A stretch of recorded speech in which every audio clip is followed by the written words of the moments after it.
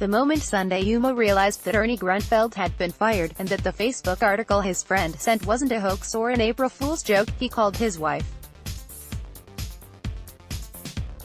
Yumo broke the news to her. Grunfeld, the Washington Wizards president for the last 16 years, had finally been let go.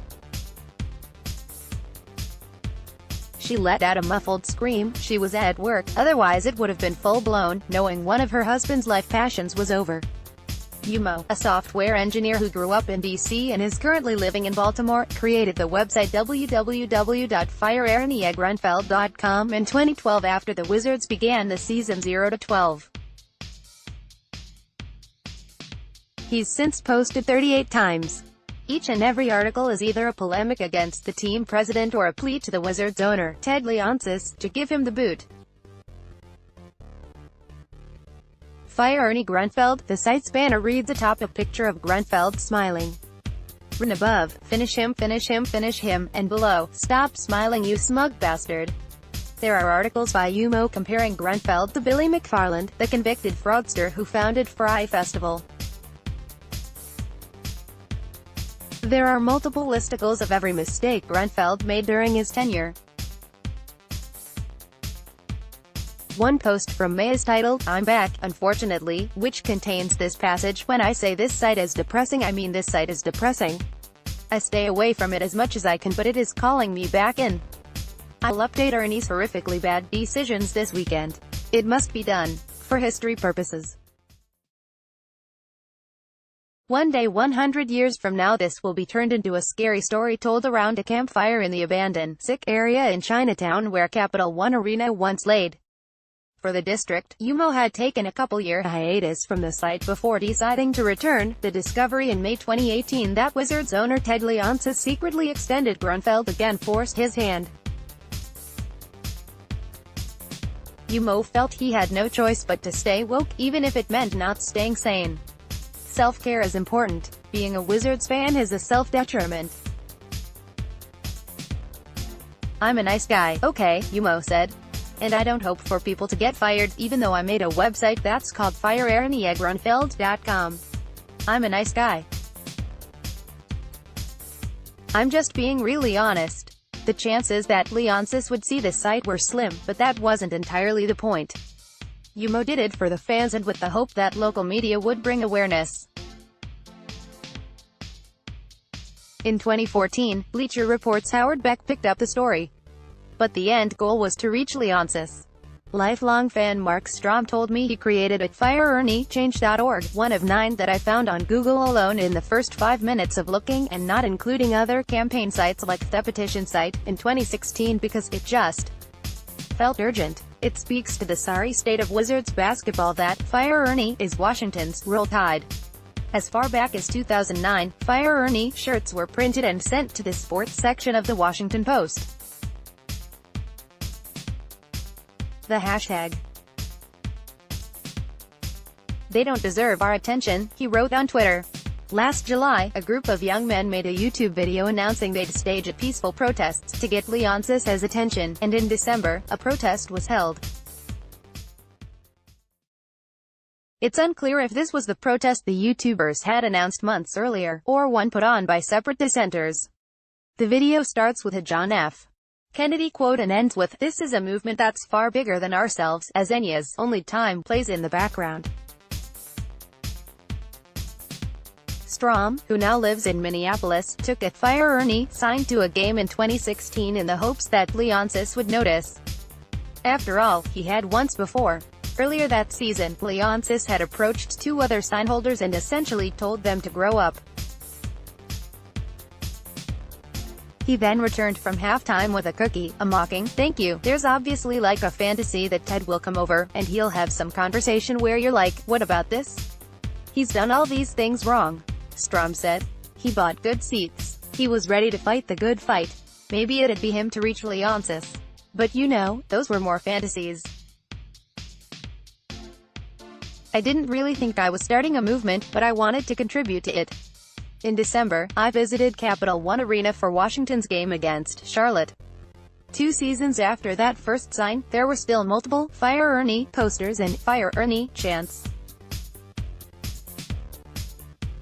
was even started during a dead ball with 1.5 seconds left in the game and the Wizards up 1 point, which is when most fans would scream things like "Let's go Wizards." Yelling, "Fire Ernie," was the most passionate rally cry all night. "The crowd is dead," said Ben Winston, a 28-year-old political consultant living in D.C., who made one of the first "Fire Ernie" signs. "The players look like they don't want to be there. And the PA announcer is like the best fans in the NBA, and it's just silent. It's really sad." Grunfeld ran the show for 16 years. He was hired in 2003 by Pollen, the Wizards owner before Leonsis, and most fans knew him as the guy who ran the Knicks and the Bucks. No negative feelings, no positive feelings. He came on right after the Michael Jordan era. All feelings were occupied elsewhere. Virginia native Matthew Mason, who raised money for a Fire Ernie Metro ad through a GoFundMe he started in 2018, was too young to have any negative feelings about Grunfeld when he was hired. But Mason, a 21-year-old senior at William & Mary, said, "I know it didn't take long for him to be really hated. Pick a season, any season, and a Wizards fan can tell you how Grunfeld broke his or her heart." In 2006, Grunfeld drafted Oleksiy "The White Hole" Petrov 18th overall with players like Rajon Rondo, Kyle Lowry, P.J. Tucker, and Paul Millsap still available.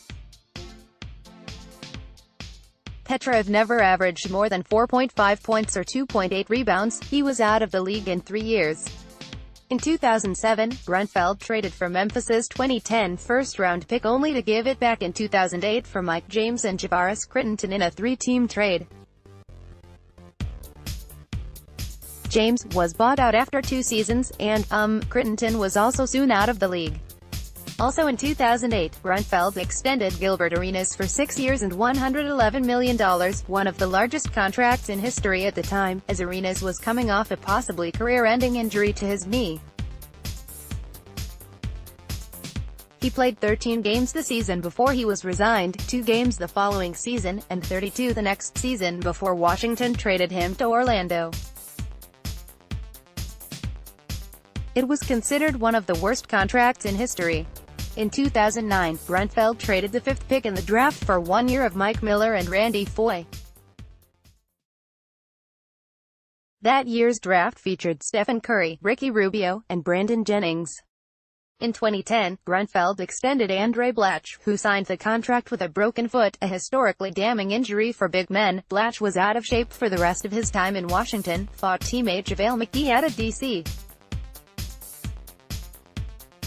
club called Shadow Room, and, after 2 terrible seasons, was eventually designated as an amnesty player. In 2011, Grunfeld truly outdid himself and drafted Jan Vesely with the 6th overall pick instead of Kawhi Leonard, Klay Thompson, or Nikola Vucevic. The years went on, but it was difficult for Wizards fans to see a future. The missteps kept the Wizards, who are usually competitive if not particularly relevant, from achieving anything meaningful.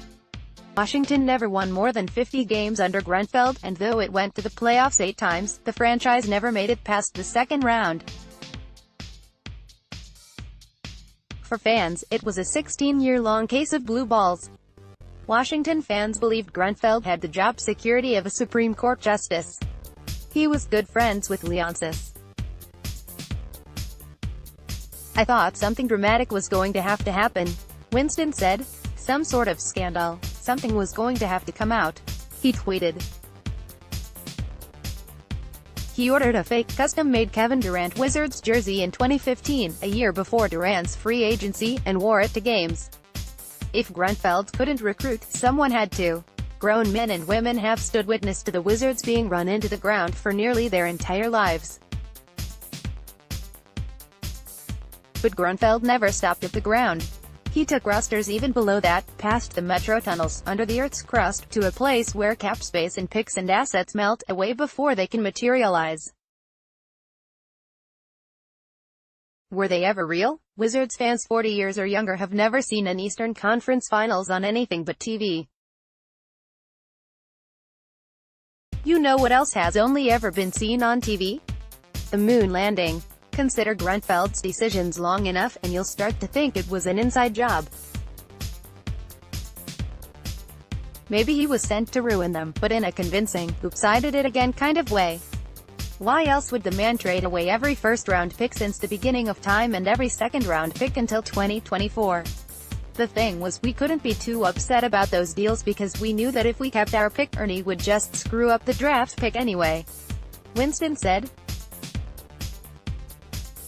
There haven't really been a lot of great memories. The draft is a sensitive subject for Wizards fans.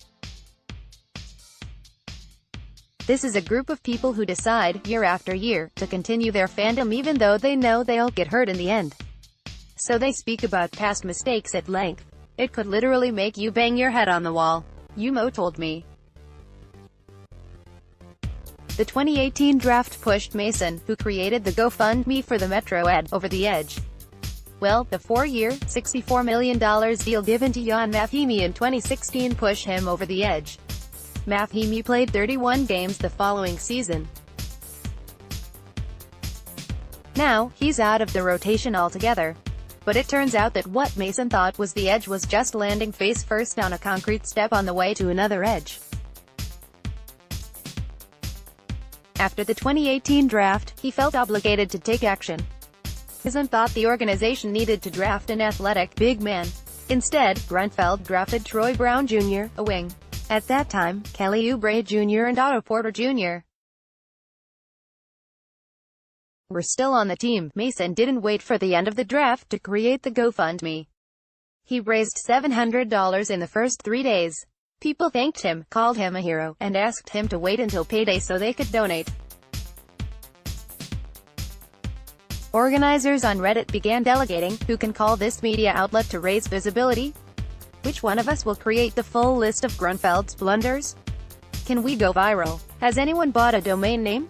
Donations, $50, $75, $100, came rolling in.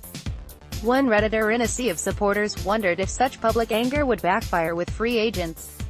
The reply, sacrifice is needed. Then the money stopped. People started messaging Mason. They'd talked themselves into Brown. And, hey, isn't Dwight Howard the athletic center they've always needed? This could be the year. The year. Leonsis certainly agreed with them. He gave Grunfeld an A for the 2018 offseason, which, in addition to adding Brown, consisted of signing Howard, who's played 9 games this season, and Jeff Green, and trading Marcin Gortat for Austin Rivers, who was promptly dealt in December, but only after a verbal altercation in practice. The continued support for Grunfeld led some to believe that the Wizards owner was really the one calling the shots, and that Grunfeld was only the face of the fuck-ups. The heat from fans got so bad that Leonsis began extending Grunfeld in private. A supposed 2-year extension in 2012 turned out to secretly be 3 years. He was secretly extended again in 2016, and then again in 2018, months before the Wizards lost in the first round of the playoffs, without any press conference or release. Fans finally found out nearly a year later. Then Leonsis set an expectation prior to this season, win 50 or more games and advance further in the playoffs. The Wizards, at 32-49 and officially eliminated from the postseason, didn't meet those goals. If Ernie wasn't fired during this offseason, Mason said, he had a job for life. Then, one chilly April day, Grunfeld was fired. I am so happy, tweeted Rawir, the radio host who quit on the team earlier in the season. I can't believe it actually happened. We did it, you guys. We did it. It took more than a decade of picketing and chants and videos and calls to action, but they did it. This was the biggest we've gotten to a seminal Wizards moment, and what we'll look back to is that's when the franchise changed. Mason said, things have already changed. Yumo is looking at mock drafts with newfound optimism. He plans to alter his website into a Wizards blog. But he'll keep the name, as a reminder of how bad it can get. Mason is reading up on possible Grunfeld replacements. They are relearning fandom, this time without the activism, or the bitterness part, or the umbrella of sadness. With a few hours to process the news, Yumo said, I feel like I got my basketball team back. He couldn't talk immediately after Grunfeld's departure was announced because he had to pick up his two sons from school, and then he had to blast music at home, and then the three of them had to jump up and down in joy. His sons are 3 and 10, they don't quite understand why Dad is celebrating, or the years of pain that led to it. Perhaps they'll never have to. "I'm happy it's over," Strom said. "I'd rather not be as focused on the negative energy and try to enjoy." He paused. "Better to not jinx it. Hopefully, there will be things to enjoy."